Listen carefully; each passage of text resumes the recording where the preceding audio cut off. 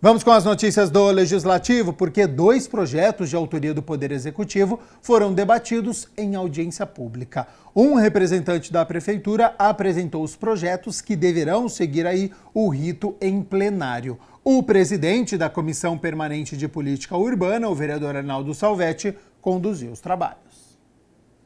A audiência pública de número 35 de 2024, promovida pela Comissão Permanente de Política Urbana, apresentou 2 projetos de lei complementar de autoria do Poder Executivo, que tratam de alterações no uso e ocupação do solo. O projeto de lei complementar número 54, ele visa alienar, fazer a venda de bens públicos em áreas de viela, de passagem de pedestre, no loteamento Jardim São Fernando. Ocorre que essas passagens de pedestre elas acabam por ser um tanto quanto inseguras. Então, a venda dessas aos proprietários dos imóveis lindeiros visa dar maior segurança e na área ali na região. O segundo projeto que nós temos, projeto de lei complementar também, é o 65 de 2024, ele pretende alterar uma lei para unificar a matrícula de 2 imóveis que serão doados à Fundação Municipal para a Educação Comunitária, o FUMEC. No local deve ser instalada uma unidade escolar e a região onde fica localizada é o conjunto habitacional Leque Valessa, ali no DIC 4. Para o presidente da Comissão Permanente de Política Urbana, os projetos devem seguir para votação com grande possibilidade de aprovação. Eu acho que é de suma importância, né, para a cidade, né, para a população. A questão dos terrenos que são vielas hoje, por uma segurança melhor, o prefeito está dando essas providências para melhorar a segurança, né, do bairro, que é o Jardim São Fernando. E utilizar, né? Que muitas vezes até mal utilizadas, né? Essas áreas invadidas, tá? Então hoje eu acho que essa questão das vielas é importante e a questão da escola nem se fala, né? Eu acho que é mais uma do executivo, do prefeito, mais uma tomada de decisão que vem, né, aí ajudar também a população na questão de educação. Já que o prefeito tem feito excelente trabalho, né? Excelente trabalho na área de educação, com creche, com novas escolas, eu acho que isso vem somar mais ainda com a cidade e com o DIC, que há necessidade muito grande lá nos DICs. E depois da audiência pública, qual é o caminho desses projetos agora, vereador?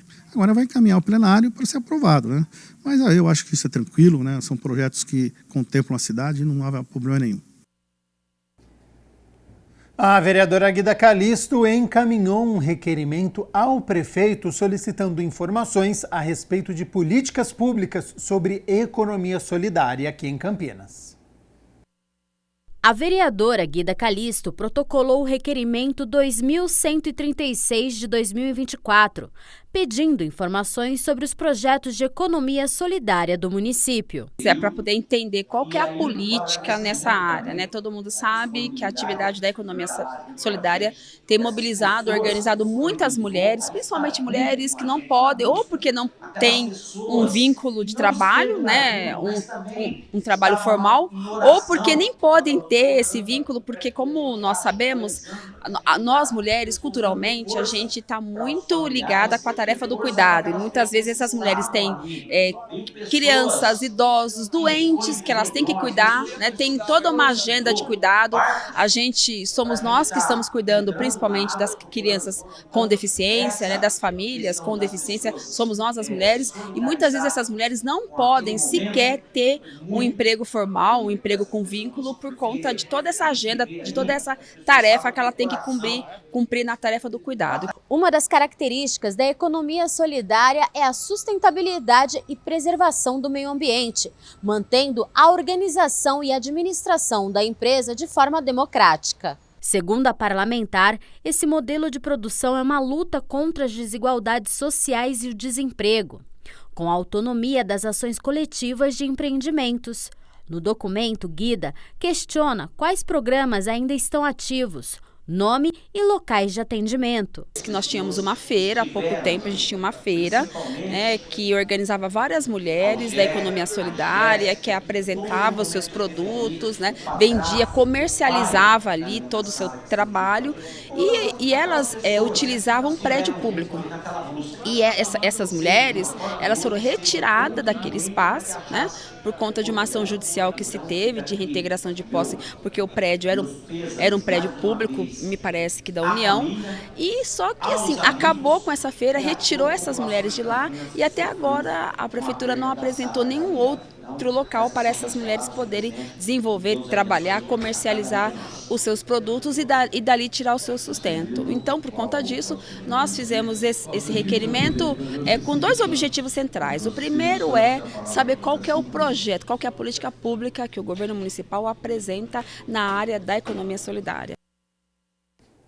A Câmara Municipal de Campinas lançou o Câmara Braille. A partir de agora, as reuniões ordinárias, sempre às segundas e quartas-feiras, às 6 horas da tarde, quando acontecem as discussões e votações dos projetos de lei aqui da nossa cidade, vão contar com a pauta do dia na versão impressa em Braille e também com fontes ampliadas, para que o público com deficiência visual parcial possa acompanhar as votações do dia.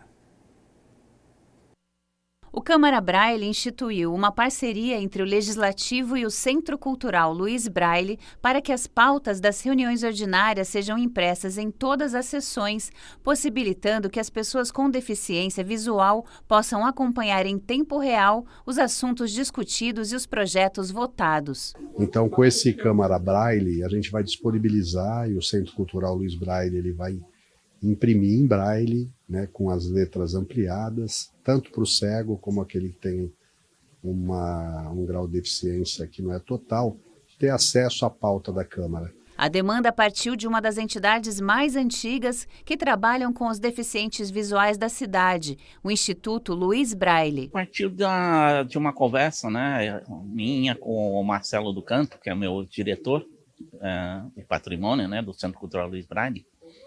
E como nós temos lá uma história, né, de muitos anos atrás aí sobre o jornal em Braille e tal, e a gente achou melhor oferecer esse trabalho para o presidente da Câmara. E aonde que foi muito bem acolhido, né? E hoje nós estamos selando aqui a nossa parceria, Centro Cultural Luiz Braille, com a Câmara Municipal de Campinas. Ao que tudo indica, Campinas é a pioneira. Eu não tenho conhecimento, mas eu acho que Campinas está dando o pontapé. Para a secretária de Desenvolvimento e Assistência Social da cidade, esse é um avanço na inclusão social para Campinas. Esse é mais um passo importantíssimo, principalmente para as pessoas que têm baixa visão ou deficiência visual. Ter a Câmara em Braille é muito importante. Nós sabemos que a Câmara é o espaço do povo, é aqui onde o povo é representado. E para que essa representação seja plena, todos têm que ter acesso às informações. Isso é muito importante, tornando a Casa do Povo acessível ao povo de todas as formas. O Francisco já acompanha as sessões pelo YouTube e agora já pensa em vir mais para a Câmara. Vim mesmo, pessoalmente, para ver como que é, que pela telinha é diferente, né? Agora a gente tem a qualidade de estar aqui, né, nessa inclusão. O convite será estendido aos amigos. Hoje é um marco para pessoas com deficiência, né, PCDs, tá aqui, porque aqui a casa é nossa. Aqui a gente precisa estar aqui. E com o presidente que está aqui hoje, trouxe essa acessibilidade para a gente. E eu vou convidar sim, a gente vai estar presente. Não em todas, mas na maioria. A tecnologia também está sendo uma grande aliada na inclusão. Através eu uso o aplicativo Talkback, que os PCDs conhecem, mas para quem não conhece, tem um aplicativo que ele vai falando, faz uma audiodescrição do acontecimento da tela. E o que vai ser o bom para isso é que a Câmara vai disponibilizar para a gente a escrita e a gente vai acabar usando o aplicativo para essa finalidade. Acompanhar o que sempre a gente deveria ter acompanhado faz tempo. Quando questionada sobre a nova oportunidade, com a pauta das sessões em letra ampliada, a Ana, que está se adaptando à nova condição, apoia a iniciativa. Estou aprendendo a ler, escrever e outras coisas mais. E agora vai vir para a política participar também, acompanhar. Com certeza. E olha só, o programa Câmara Educa recebeu a visita de alunos do Centro de Educação Infantil, professor Darcy Ribeiro. Confira como foi. 17 alunos com idades entre 3 e 7 anos do Centro de Educação Infantil Professor Darcy Ribeiro foram recebidos no plenário da Câmara de Campinas pelo presidente da Casa Legislativa, o vereador Luiz Rossini. A visita das crianças na Casa de Leis Campineira faz parte do Câmara Educa, programa conduzido pela Elecamp, a Escola do Legislativo de Campinas, e com o apoio da Coordenadoria de Relações Públicas e Cerimonial da Câmara. É uma iniciativa muito legal, né? Eu acho que você poder recepcionar crianças de todas as idades, inclusive de educação infantil, no ambiente da Câmara, é uma forma, primeiro, de despertar nele o interesse, a curiosidade, e saber o que é a Câmara, e certamente começa a preparação da formação dos futuros cidadãos, né?